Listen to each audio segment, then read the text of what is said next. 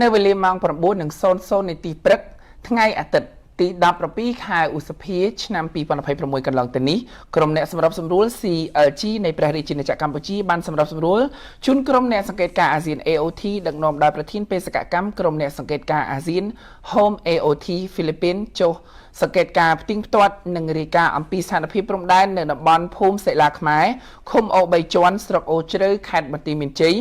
ដែលជាទីតាំងប្រជាពលរដ្ឋកម្ពុជាបង្កបង្កើននិងអាស្រ័យផលជាយូរណាស់មកហើយ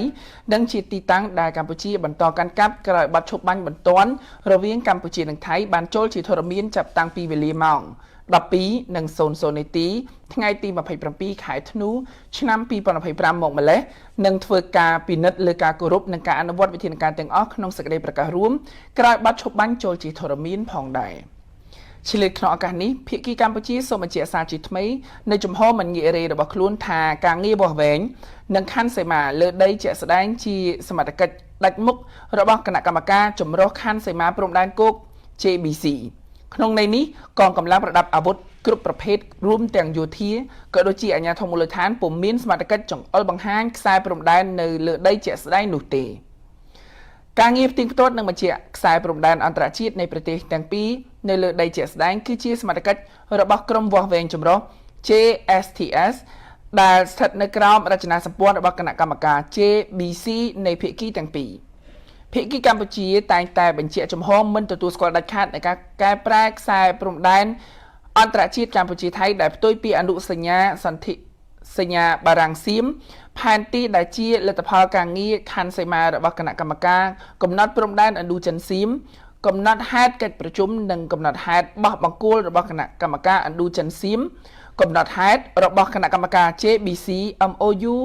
2000និង TOR 2003ជាដើម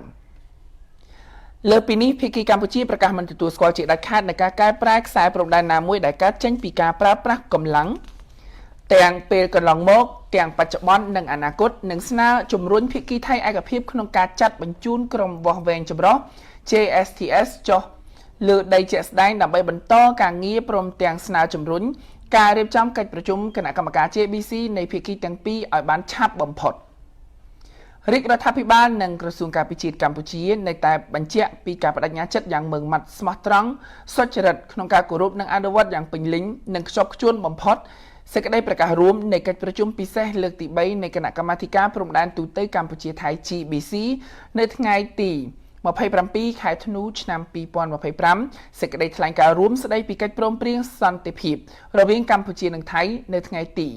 26ខែតុលាឆ្នាំ2025និងកិច្ចព្រមព្រៀងពាក់ព័ន្ធផ្សេងទៀតដើម្បីឆ្ពោះទៅការធ្វើឲ្យប្រសើរឡើងវិញឆាប់រហ័សនិងការវិលត្រឡប់ទៅរកប្រក្រតីភាពសន្តិភាពនិងស្ថិរភាពយូរអង្វែង។